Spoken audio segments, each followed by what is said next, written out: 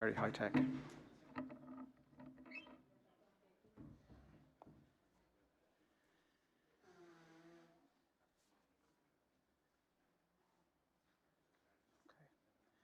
Okay, so welcome back, everybody. I hope you had a good opportunity to meet and talk with colleagues during the coffee break. Welcome back also to our colleagues who are joining us remotely as we start the second part of our day today. So my role is very simple and straightforward just now. I'd like to introduce the next presentation, the title of which is an example of interdisciplinary best practice from the University of Siegen. And I would like to ask to the stage Daniel Müller, who is the head of Postgraduate Center at the university. So Daniel, thank you.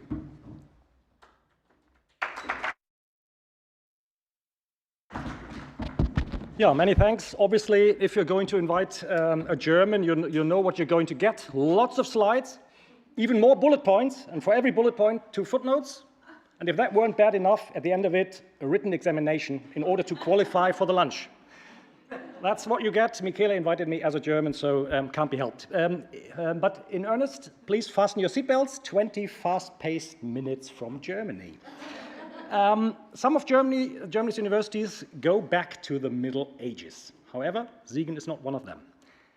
The city is very old, it's medieval, and indeed our princely house is related to the royal house of the Netherlands. You can hear the name of the dynasty Nassau when the Dutch sing their national anthem in front of a football match. The Siegen area mined iron ore, and even today our university and the whole area is known mostly for metalworking and mechanical engineering. The university is young. It was only founded in 1972. The city has only 100,000 inhabitants, so not very large. The university mid-size as well, 14,000 students, so nothing like Melbourne, and 1,500 researchers, of whom 250 are professors. You can't see it. You can see it, yeah. We have a very slick image film out this year, just 3 minutes, 44 seconds. I was almost tempted to show it, but then I thought, so that's cheating. Yeah, so I put the link in the slides. You can watch our wonderful slick image film yourself. We're very proud of our first cluster of excellence, which we were granted this year, called Color Meets Flavor in Physics. And obviously it's very important because that's also something Michele recruited me for, to stress we have a strong tendency also to engage in STEM, science, technology, engineering, mathematics, but obviously, and yeah, we have physics here, I mentioned mechanical engineering, but the University of Siegen is also well known across Germany for media studies. Quite a different angle, humanities, social sciences as well, some other areas, even the arts. Yeah, so we're quite broad-based, we're not a STEM university, despite this physics cluster.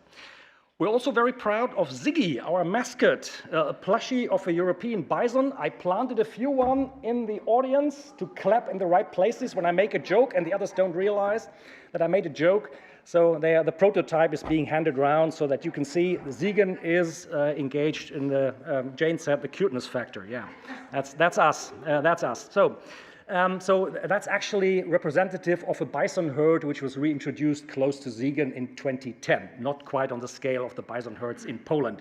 Actually, Ziggy was manufactured in Poland. Yeah?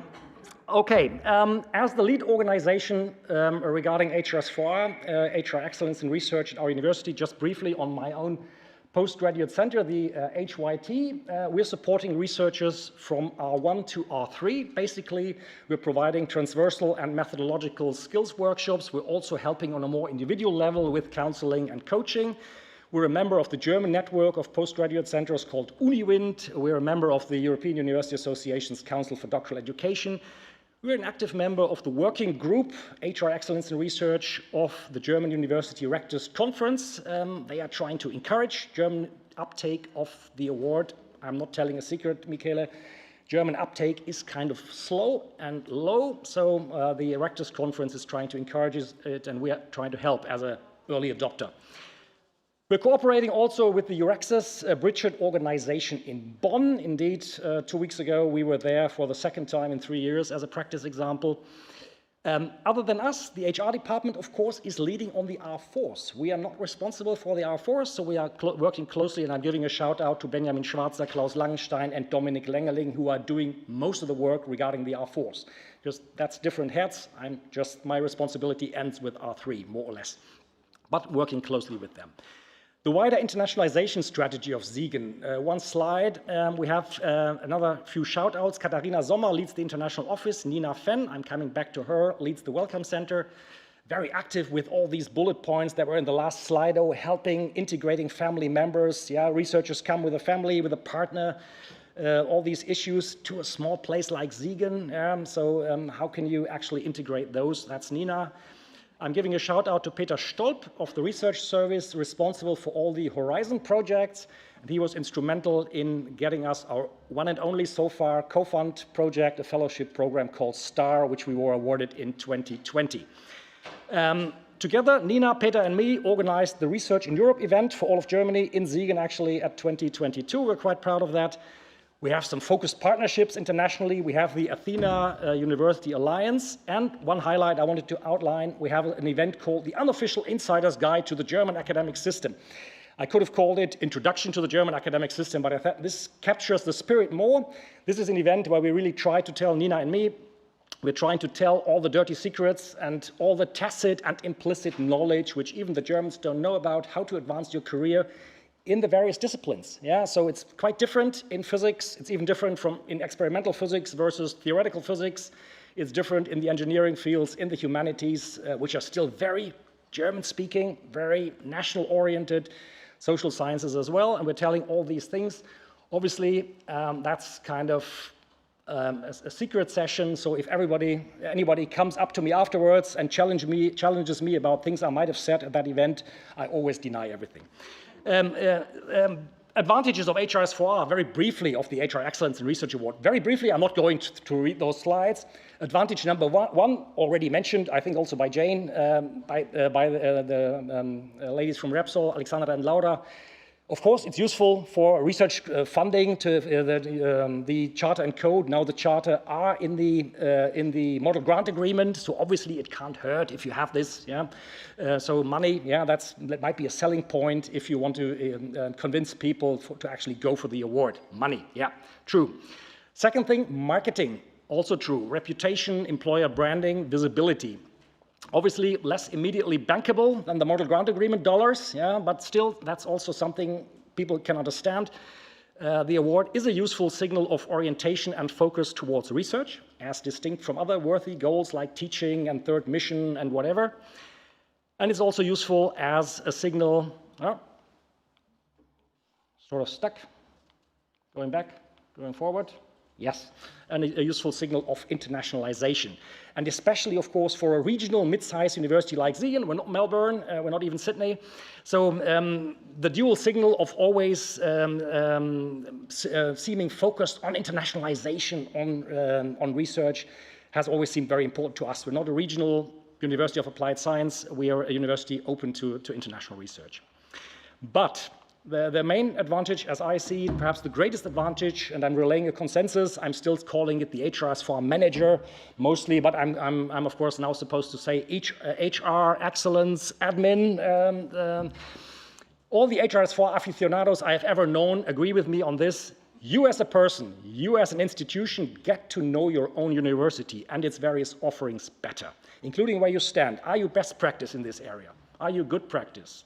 Are you not so good practice? Are you semi-fiction? Are you fiction in this area? Are you something else? You get to know about these things. Structures of universities are notoriously very complex. A cross-sectional task like this concerns many, many actors. Yeah, you saw the huge slide of Jane, yeah, all these names. Lots of people are involved, even at a smaller place like ours, lots of people are involved. HR, early career researcher support like me, international office, equal opportunities officer, all these people are involved. And even the most active networkers don't really know all the things that are going on. So you have to bring it all together, and HRS4 is a wonderful instrument to keep track via the gap analysis as a living document where you actually stand. Timeline Siegen, I'm not going to go there. I told you we're an early adopter. So indeed, we were in early 2017. We were the third university in Germany to be awarded the award. So really relatively early. Timeline generic is also clear. Michaela spoke about this. The endorsement is a formality. Then, of course, you have the systematic gap analysis. The colleagues already talked about this. How close are you to embodying the principles of the European Charter? All academic institutions carry out HRS4R relevant actions all the time, whether they realize it or not. All the time you're doing it anyway. There are new compliance claims that are relevant or things one has to do de facto because without them one may not apply for certain funding. And I'm not just talking Horizon, I'm also talking about your national funding agencies and ministries who also have expectations. There is overlap with other certificates and awards. Obviously also there are the wishes of the university leadership who want to leave their mark on policy. So pouring all these things into the one vessel of HRS4R gives you a near comprehensive action plan, albeit one without clear priorities. It's a kind of collection. Yeah? We come to that in the next slide, but one. Short detour, the stakeholders. And of course, Connor stole my thunder a little yesterday, and Jane spoke about it as well, and Alexandra and Laura spoke about it as well, but I'm pushing it again.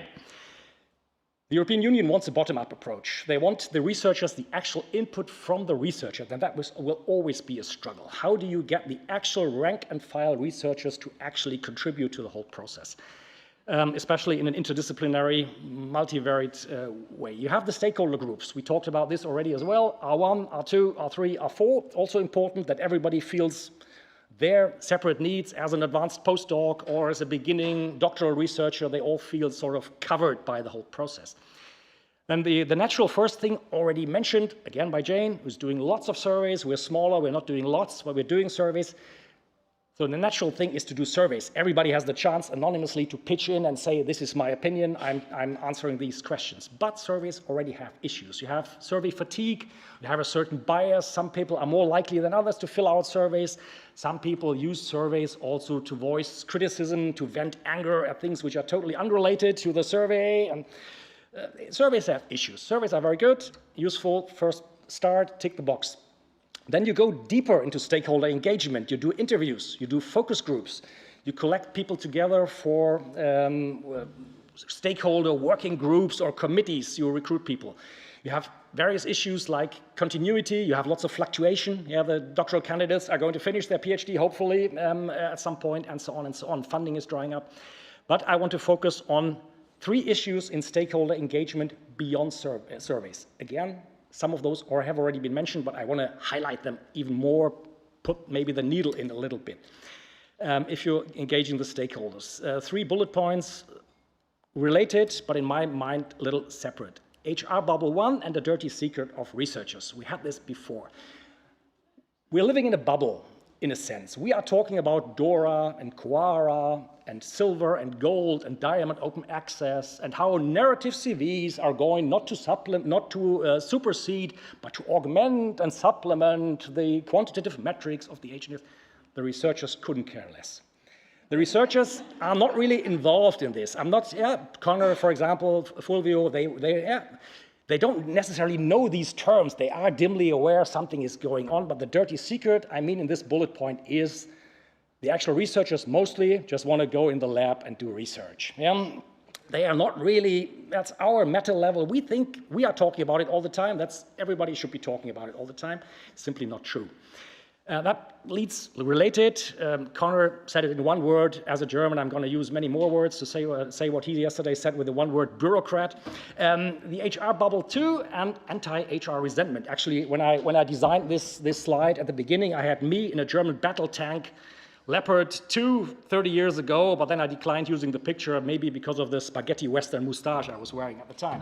So I took the picture out. Then I was thinking maybe I'm not a Star Wars nerd by any stretch of the imagination, but maybe put Darth Vader here and his stormtroopers on the one side and put Luke Skywalker and the Jedi Knights on the other side. I also declined and refrained from it. What am I trying to say? We like to believe we're the good guys. We're just helping. We're the enablers. We are helping the researchers. Every day we get up in the morning and our first thought is, how can we help the researchers? That's our self-image, but they don't see us that way. Many of Connor said it, Bureaucrats? That's the mild version. I put Darth Vader there. That's not a bureaucrat in the narrow sense. Sometimes they feel we are actively obstructing research. Another form, export control lists. Another form, diversity. Another form, open access. Why did you not publish on open access? So many things, so we have to realize we have to see ourselves through their eyes. I'm all in favor of diversity and open science and open access and all these things, even beyond compliance. All good, sure. But we have to see ourselves through their eyes. They want to go to the lab, do research, and they see us at best as a nuisance. Sometimes they also resent our soft jobs or what they think are our soft jobs. Yeah? Tenured position, no publish or perish pressures, sitting in a nice warm office, tenured position. So we have to take this into account and see maybe that is not the truth, but there is a lot of truth in it. And we have to every day try and prove them wrong. So every day we are sort of thinking, how can we get the researchers to actually believe, they are skeptical, believe that we're actually helping them. Which brings me to the third and final sub-bullet point here, namely, how representative are your representatives? It's so easy to get tokenistic buy-in from this group or that. Michele invited me as interdisciplinary. How did you get the fields beyond STEM? In STEM, you have the English speakers, you have the Pakistanis, the Indians, the South Americans, all the internationals in Siegen. It's easier, but how do you get the buy-in from the scholars in the disciplines which are German-speaking? How do you actually get these people? Whom do you get when you ask, I'm looking for people to join my postdoc committee, R2 committee? Whom are you going to get? The answer is you're going to get the functionaries. I always call them the elected, the selected, the self-elected, the self-selected. We need the rank and file. We need the others. We need the typical researchers. That is troublesome because there will be so much fluctuation. This person is going to leave for UMEA in Sweden, thank you very much. This person is coming in, they are too busy with reapplying for funding, they are going to drop out. It's easier to say, I'm recruiting you, you're the vice dean of chemistry, come in, I'm recruiting you and you stay with me for 10 years. That's easy, but you're not a researcher anymore, you're a research functionary. So there's always the danger that we have this 4 seats here, research manager, non-genuine researcher, research manager, and we all agree on our topic, this whole quintet, but actually the buy-in from the actual researchers who want to do research, who are publishing, is low. Action plan prioritization, not what you like to do, but what you need to do, what you ought to do, what you have to do. Briefly enough, from the gap analysis results in action plan, how the institution plans to improve. Should focus on priorities. I'm channeling Professor Fulvio Esposito here. I trust most of you saw him yesterday. He had to leave by now, but I'm channeling him. From this building, from this room, I think last year or the year before, what are your weakest points? What are the most important points? And then that means the weaker and the more important the point is, that's where you go. So you go where it stinks. You don't go where your institution already smells of roses. Yeah, you go to the hard places. You don't improve from 98 percentile to 100. You try to go where you're at 12%, where you really think, oh, that's not where we are really good. And this analysis action circle is then repeated with each round.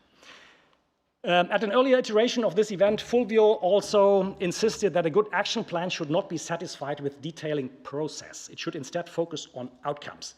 Coming back to process in a moment. But he says focus on outcomes. Yeah, we talked about this yesterday, Fulvio did, Connor did. We're not talking causality, we're talking correlation mostly, but still focus on the outcome.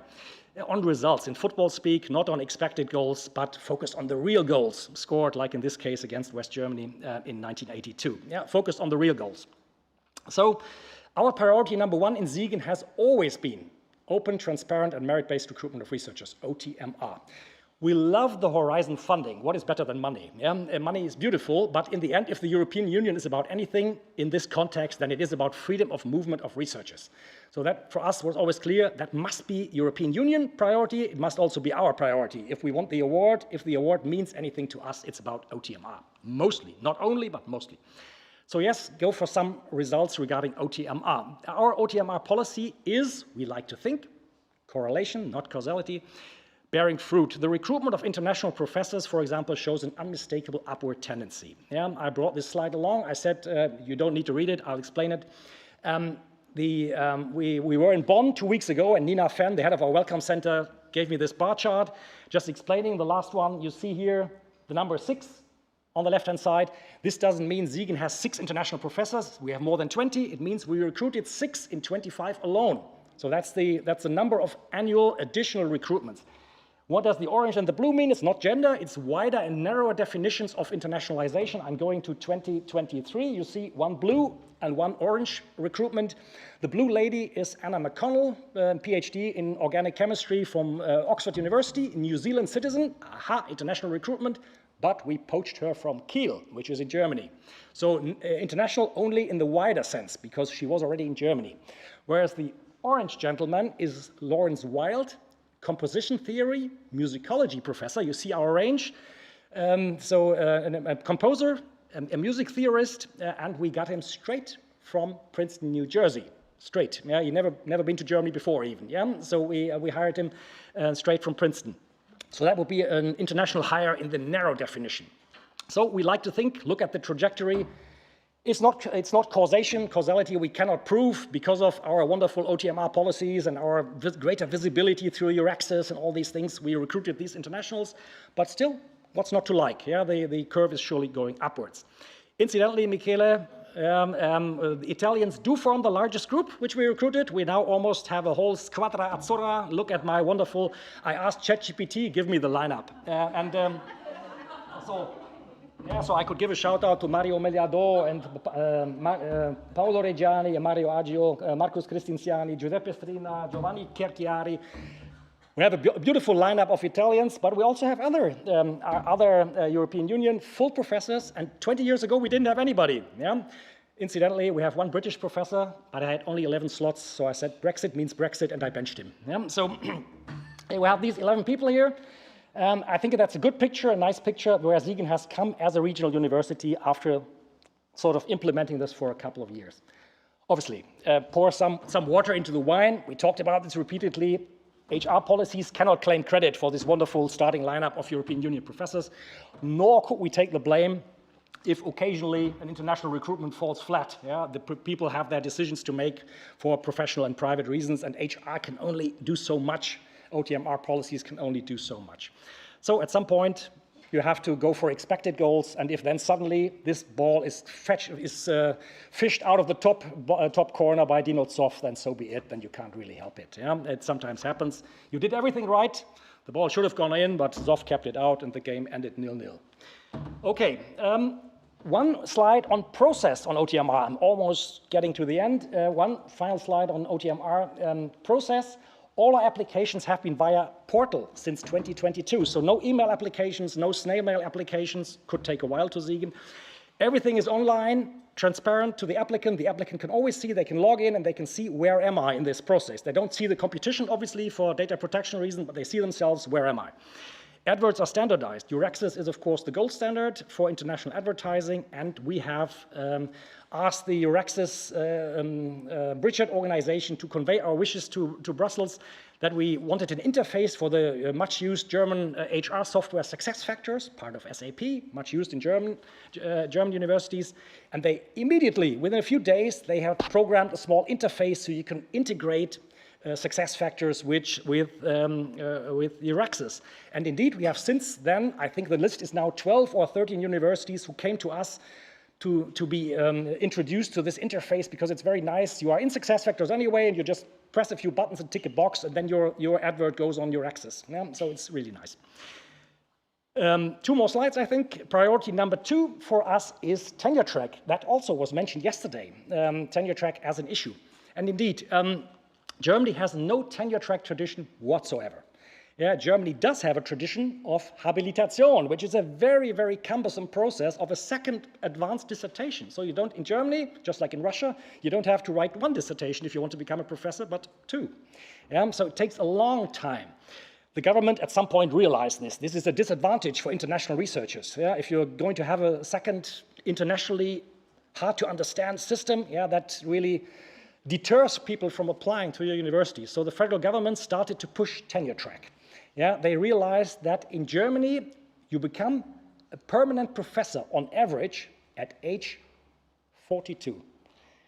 Halfway between the A-level and retirement. It's too late. Yeah, so we need to push this forward. We need to identify talent early, give them a perspective, get into the high-ranking journals, publish nicely, and you can get a tenured professorship early, at 35, earlier, yeah, not at 42. So they had a huge competition for 1,000 professorships, and we did apply.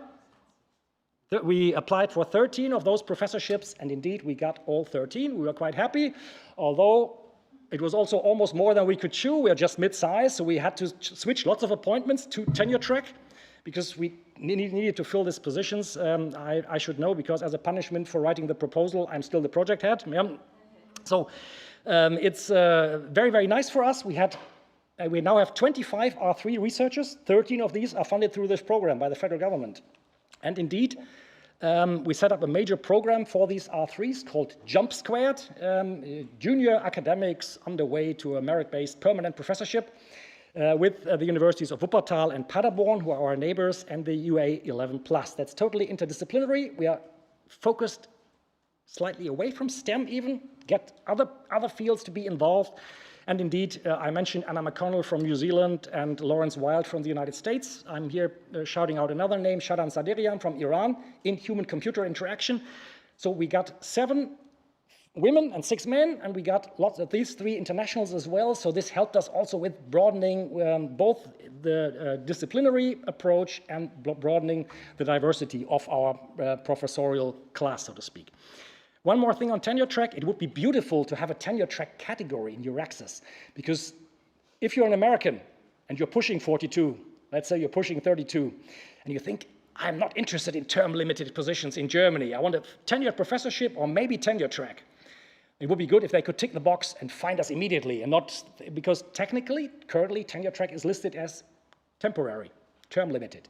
Technically it is, but unlike the United States, when the Germans do something, they do it thoroughly. In our case, German tenure track is almost always the real thing. It's almost always guaranteed. The success rate is north of 99%. When you get a tenure track professorship, they chose you for good reasons. The bar is comparatively low, maybe occasionally too low, but these are almost as good as the real thing. But they would be technically term limited. So maybe people who are not interested in term limited wouldn't find them. One more slide. Obviously, I'm no longer the HRS4 manager. I should have changed my slides. I'm the HR excellence admin. I think, and the university leadership's commitment.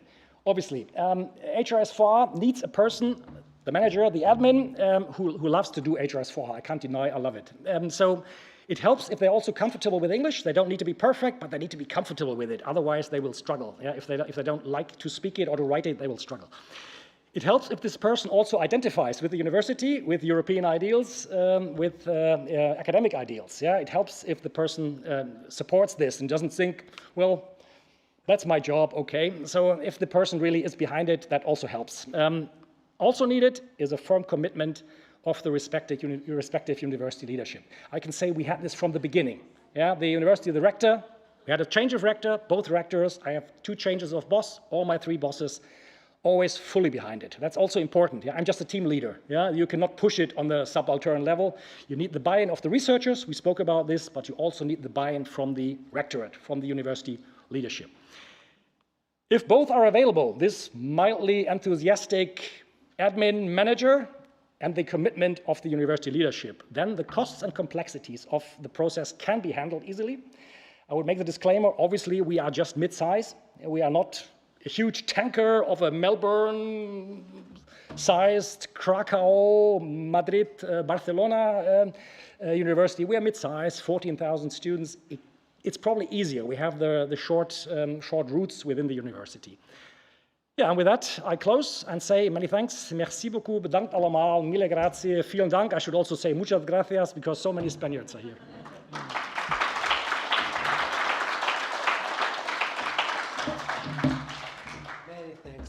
You can stay on stage if you want.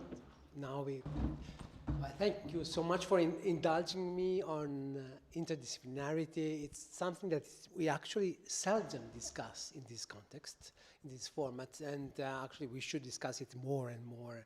And I thought that Universität Siegen is a wonderful example. Now, we are slightly over time, but I think that it's very important to take a few questions on this point. If you can put on screen the Slido, please, and then we take questions from from the room. So the first one, how do you think interdisciplinarity approaches can facilitate implementation of the Charter's principles? Let's give it a few seconds.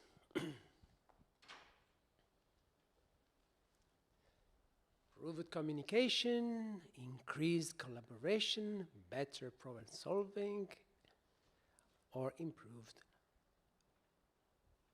what did I say, communication, collaboration. Oh, I realize now that there are two similar questions, so apologies for that. We will sum the results. Yeah, collaboration is the winner, clearly the winner here. Yeah, indeed, increased, improved, both collaboration, we are over 70%. Okay. Second slide, please. What challenges do you think researchers, institutions face in fostering collaboration across departments and faculties? This cultural and disciplinary silos, limited resources, competing priorities, and lack of awareness. There is a substantial, okay, now it's taking shape. Silos. Daniel, do you agree with that?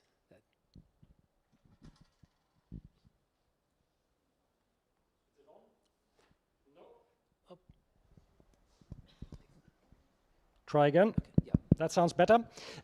Yes, I think it's very important. I would also say maybe the Irish colleagues are going to shut their ears, but I think it's also a language issue sometimes. The STEM fields are, of course, English-speaking. You have to publish in English. The STEM fields are automatically international, whereas the social sciences and the humanities in European universities outside of Ireland are, of course, in the vernacular. They're in the national languages, in German, in Spanish, in Catalan, in Polish, in French. And so they have their own logic of how to sort of frame careers, how to frame many things. They are not so, I'm not saying they are less international, but they are international in a different way. So that I would fully agree, this encourages this silo of thinking, yes, this is kind of true, but only for you, not for us, because we are different. So that can, also, of course, also be an easy cop-out for a discipline maybe who doesn't want to open up, and they say, no, it's all good for you, but in our case, it's totally different. But there is also a lot of truth in it. So yeah, we have to break them up. We have to sort of collaborate. I mean, everybody's talking about interdisciplinarity, but in the end, of course, career-wise, very often interdisciplinarity is also not rewarded. Yeah, people in the end get a professorship not for interdisciplinary studies, they get a professorship in engineering or media studies. So we need to really encourage thinking outside those boxes and silos. Yeah.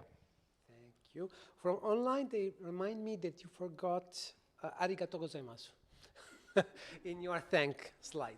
Thank you slides. Oh, yes. Oh, I'm sorry. Right. Okay. I had to send the slides early, so I didn't know who was going to attend. Yeah, I would have learned Lithuanian to do it, yes. We had a question from the audience.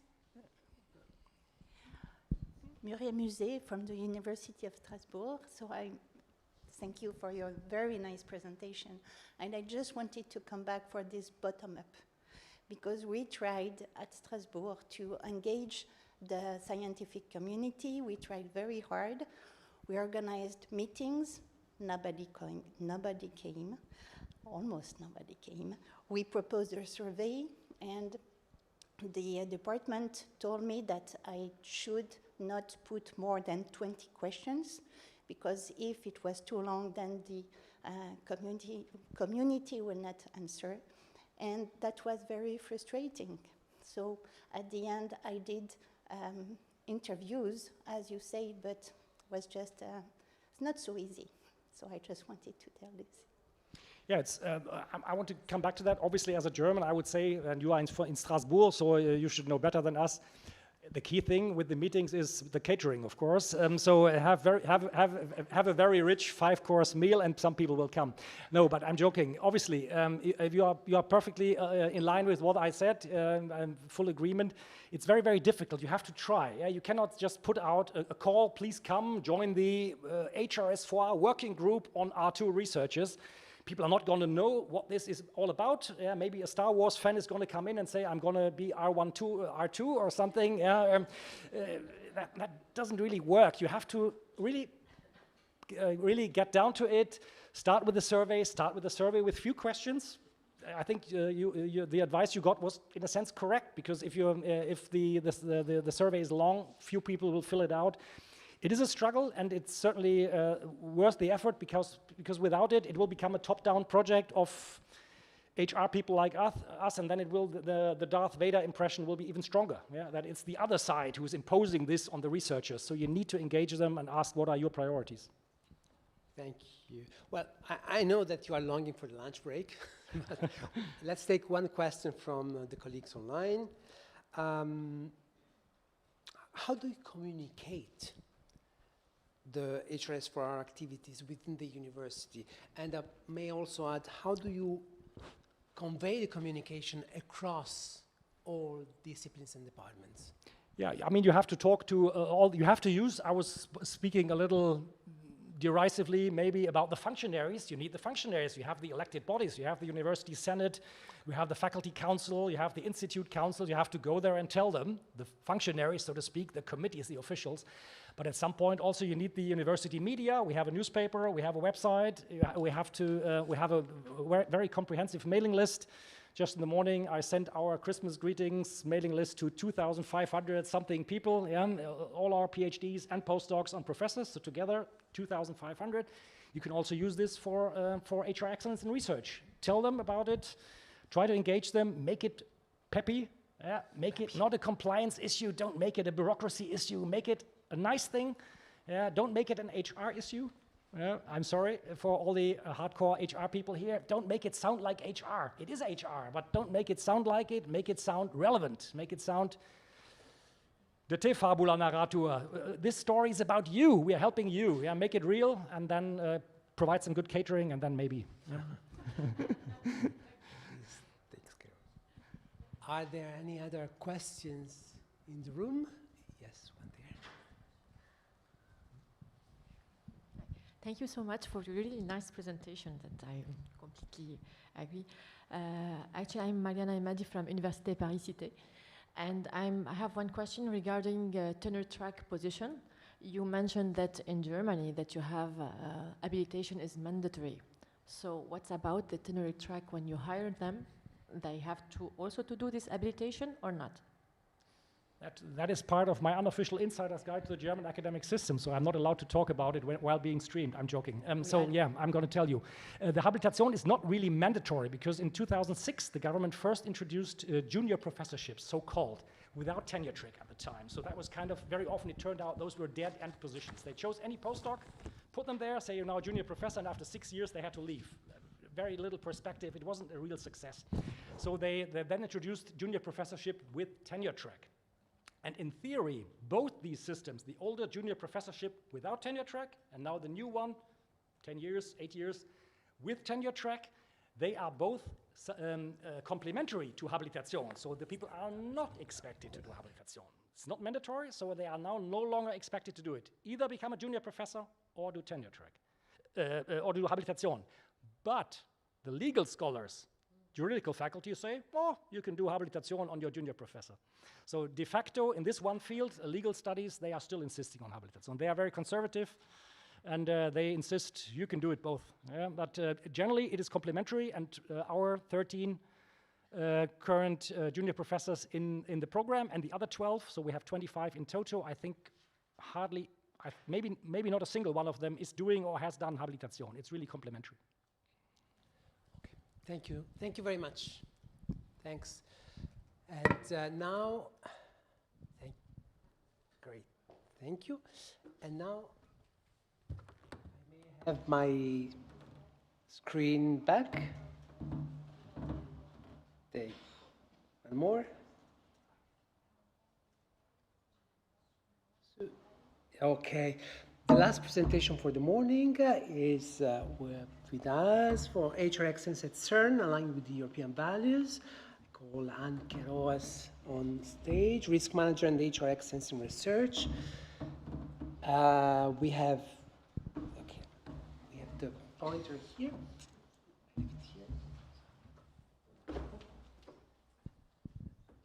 then we will proceed to our lunch. Okay, good morning, dear colleagues, and I hope that although lunch is very close, I will still have some attention and you would be interested with what I'm going to tell you.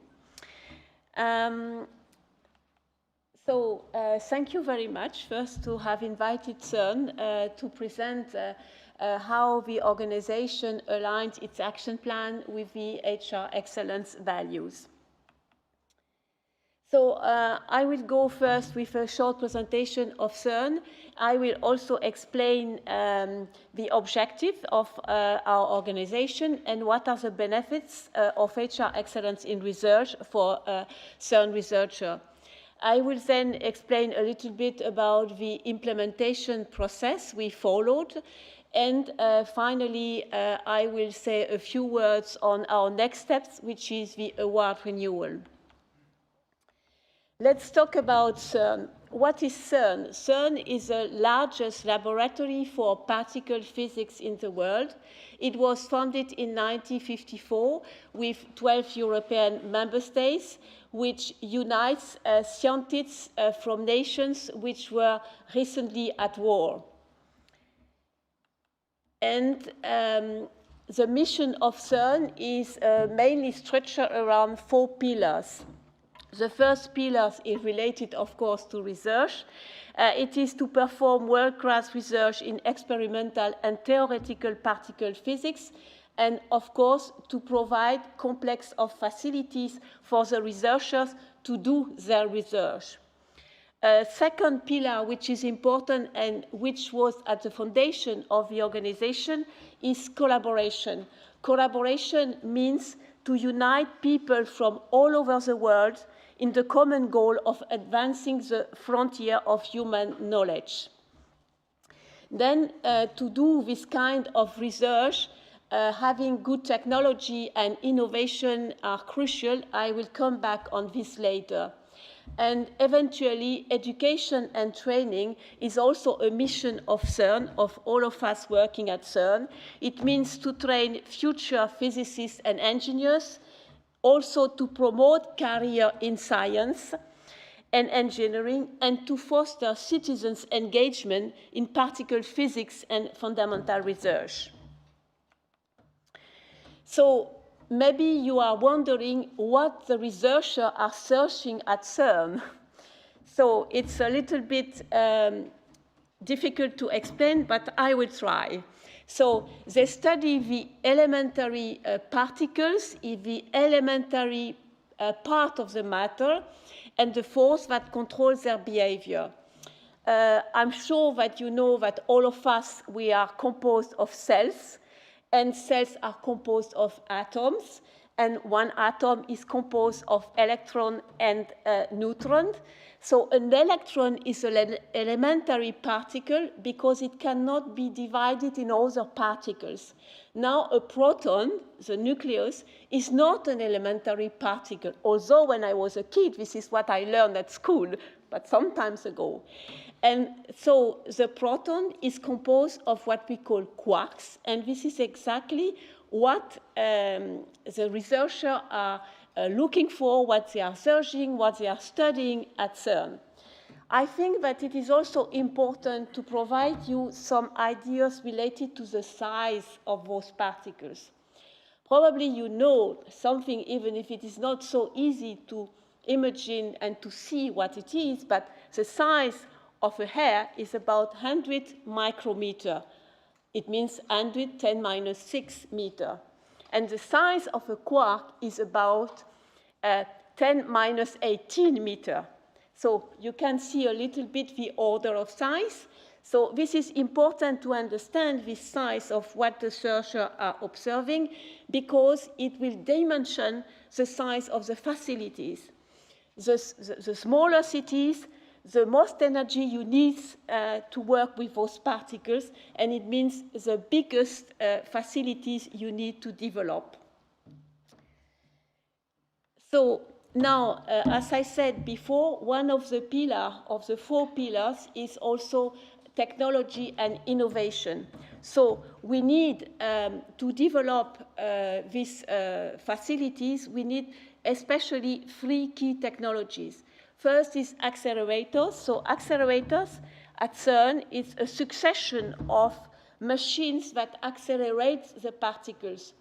The last, let's say, I would say to say kin, but the last child of this complex of facility today is the Large Hadron Collider. You might have heard about it when the Higgs boson was discovered in 2012. So then you need to have the detectors. The detectors is the place where the particles collide, and this is also the place where the researchers, again, are going to observe and study the particles, and if there are new particles like the Higgs boson, which was observed in 2012, they observe it at the detectors. And then you need a third technology, which is important, is also computing. Because you might imagine that at the detectors there are many particles which appear, but you need to filter them because there are false, let's say, particles also, false alert, let's say. So then you need to filter at the level of the detector, and even after those which has been filtered, you need also an important large facility for computing to reconstruct the trajectory of the particles. So, and those here, I want to talk a little bit about the CERN future before talking about HR excellence. You can see here on this photography the current Large Hadron Collider, which is about 27 kilometers. And you see here the ambition of CERN for the next years, which is called the Future Circular Collider. It will be about 100 kilometers. So this is the ambition of CERN, and you will see in the next slides how it is linked also to HR excellence in research, because we absolutely need to make these links if we want that HR excellence in research exists really at CERN. So just a few words about the impact on the technology on the society. This is very important. Here you have few examples. One example is the application of accelerator technology for cancer therapy. There are many others, but probably another one, which is not on this slide, that you are obliged to know, even if you do not realize it is coming from CERN. This is the World Wide Web. The World Wide Web has not been invented by the United States, but it has been invented at CERN by Tim Berners-Lee, a British colleague, in 1990. Now, let's link the objective of CERN and the HR excellence. So I think it has been said several times here since yesterday here that it is important to embark the top management with us. So how to embark and how to have them committed and avoid that they consider it as a tick box exercise. And I think here what we did, we tried to connect the vision, because this is our top management, this is our director general who is talking about the vision, what she wants for CERN in the next year, this famous FCC. So in the formal document here, it was said that, of course, as an objective, we have to operate the current accelerator, LHC, but we have also to prepare a compelling and exciting future for CERN. And this has been translated in our medium-term plan, which is also a very official document. This is a document where the member states are approving the budget for CERN. We have a particular objective related to HR, which is said to recruit and retaining highly qualified personnel to meet the organization's needs is a key objective of human resource at CERN for coming years. And this is exactly where we bridge HR excellence in research and the objective of the organization. And so, what now are the benefits for CERN with regard to HR excellence? Of course, as it has been said also, I'm just repeating, but it's the same also for us. For researchers, it's a tangible documented proof to have the award of fair and transparent recruitment process. For CERN, also, as it has been said even now by Daniel just before, it fosters our reputation as an attractive organization, and we are also happy to say that and to show that. It's not because we are CERN. I mean, we are also happy to show that we are aligned with European values. And if you remember, one of the first slides I showed you, we founded CERN after the Second World War, I mean, as a European organization. So I think it's normal for us that we also support the initiatives of European Commission today. Now, to talk back about who is working at CERN, and I think this is here also the link of the presentation, the diversity, why we present this and why we have also adopted HR Excellence.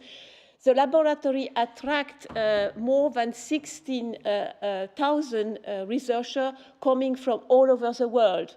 They represent about 110 nationalities, so you can measure the diversity.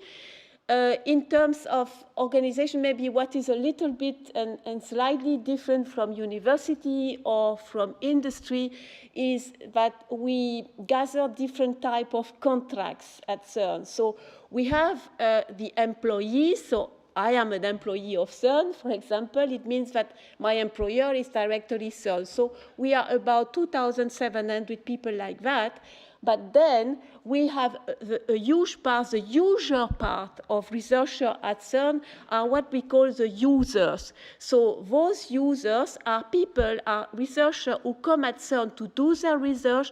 We provide the facility for them, but their employers are institutes or university from any part in the world.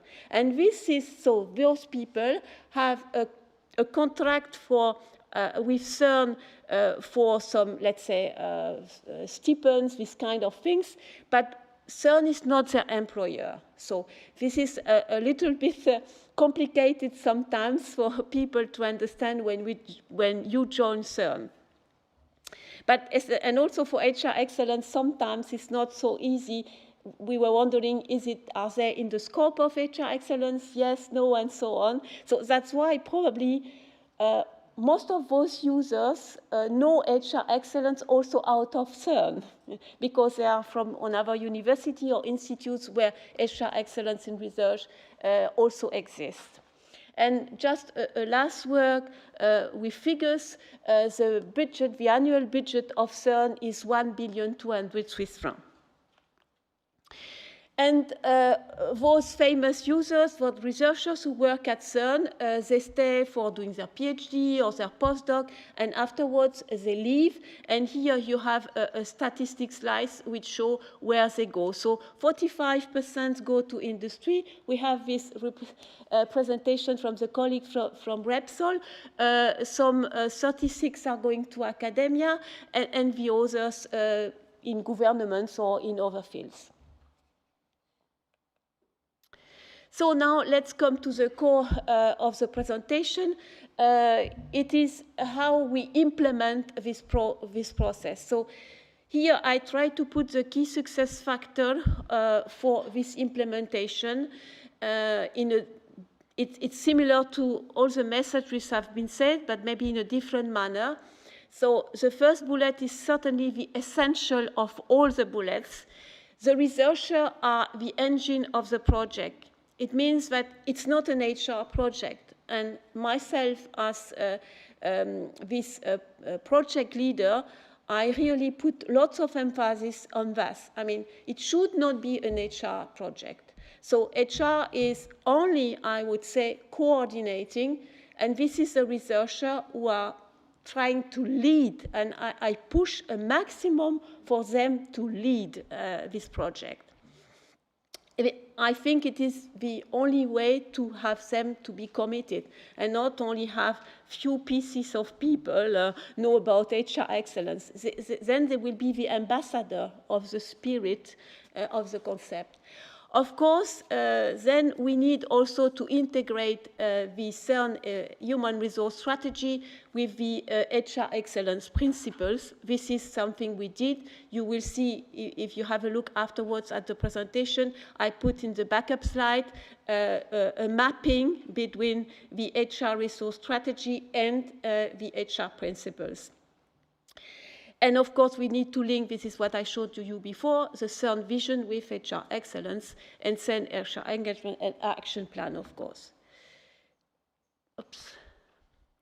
As you know, timeline, it's a long-term commitment. Here I'm taking the words of European Commission, but I like it because I think it really reflects the spirit of this HR excellence in research, and it's a strong message for our hierarchy also. Just to say them, it's not a tick box, it's a long-term commitment. This is very important. So here you see very quickly where we are. So we started in 2018. We got the award in 2018. We did this interim assessment. We passed it with favorable opinion from European Commission quite recently. And now we are going to preparing this renewal phase. So about the approach, how we work, as it is proposed, but to go a little bit further. So we did the gap analysis, of course. This is the heart, this is the core part of the process.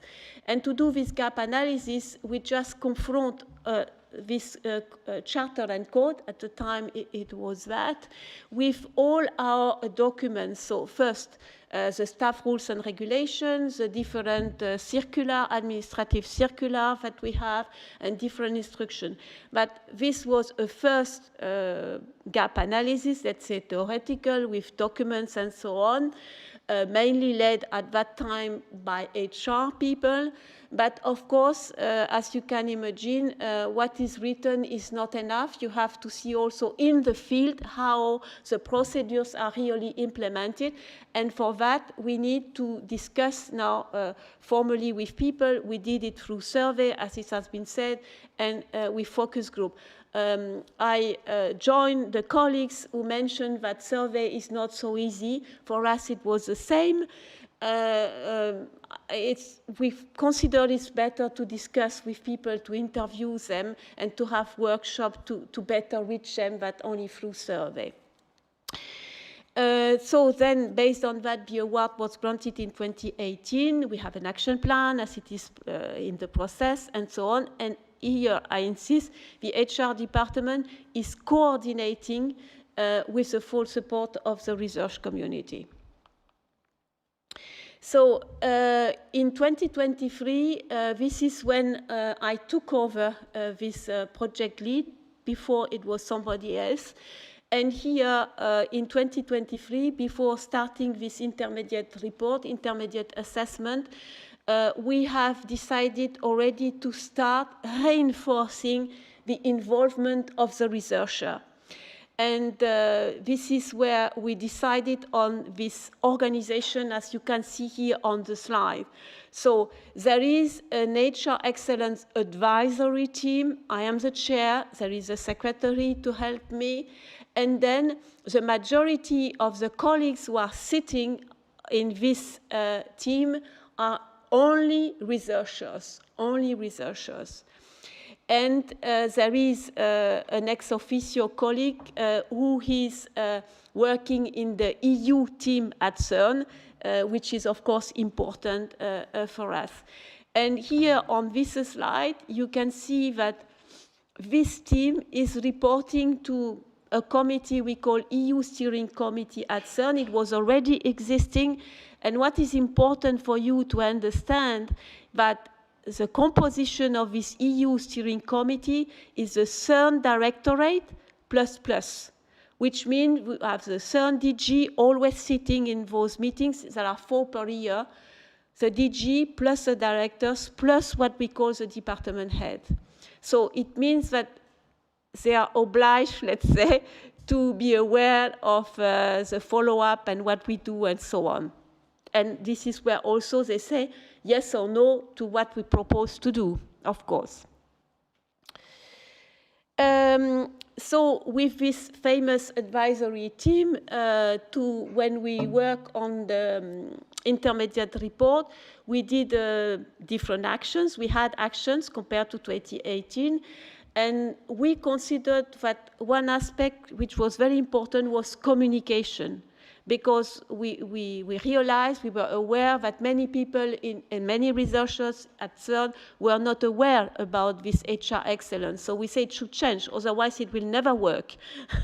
And that's why we have decided to build up a communication plan.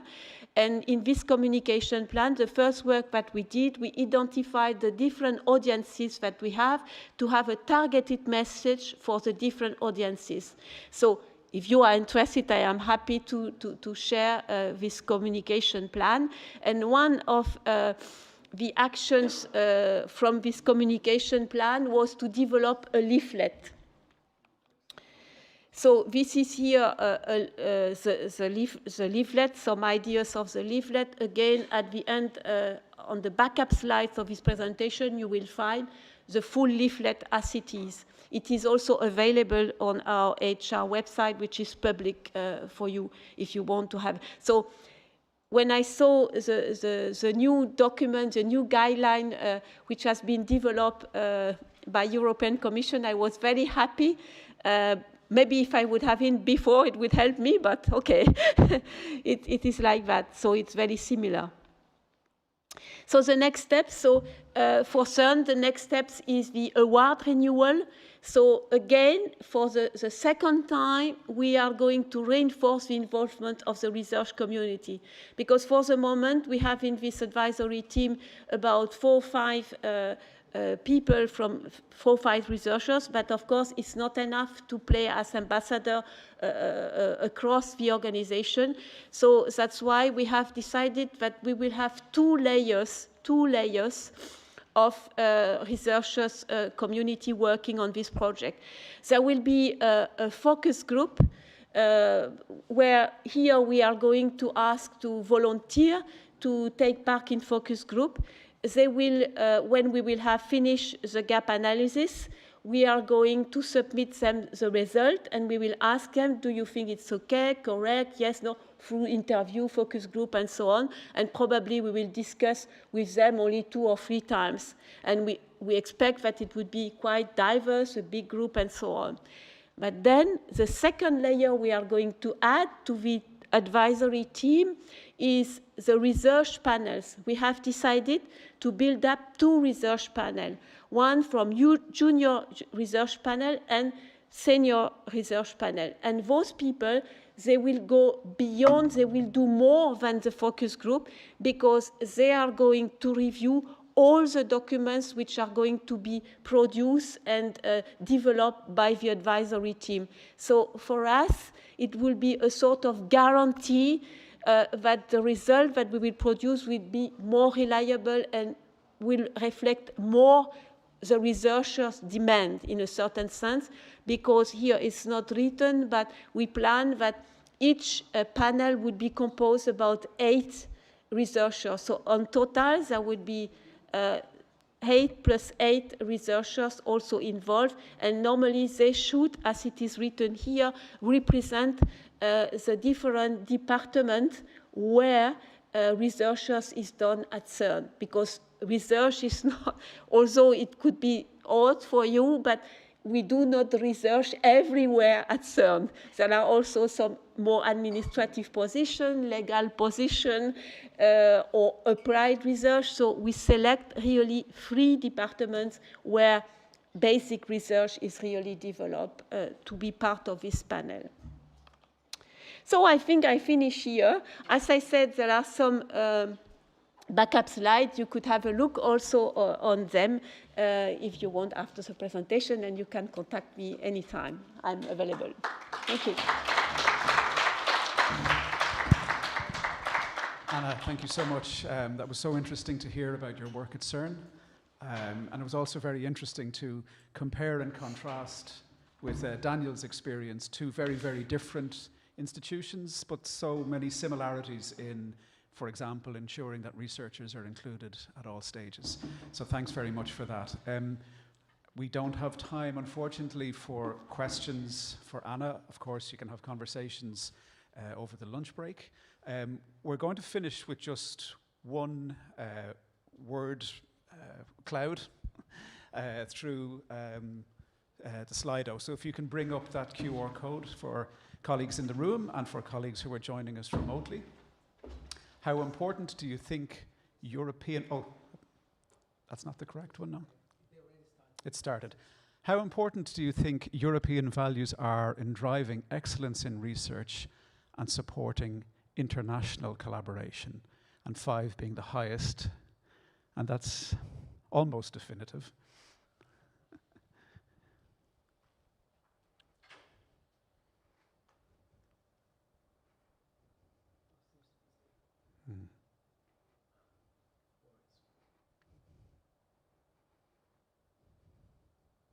It's interesting to think of European values and then the values that we spoke about earlier on in institutions themselves and how they can form part of the HR excellence process.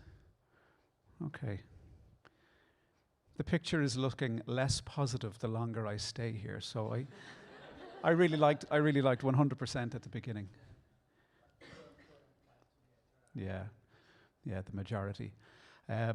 Okay, we thought that would be an interesting way just to wrap up this session. So thanks again, Anna. We'll do another word cloud here. Okay, so we'll move on to the next slide. We're going to do one more small exercise, which is the word cloud. And what we're asking is, what keywords come to mind when thinking about a research institution that integrate the European Charter for Researchers' values into existing values into their own vision?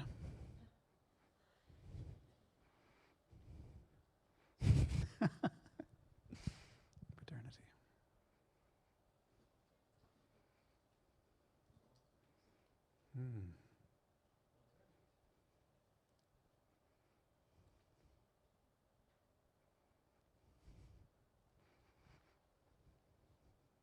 Complex.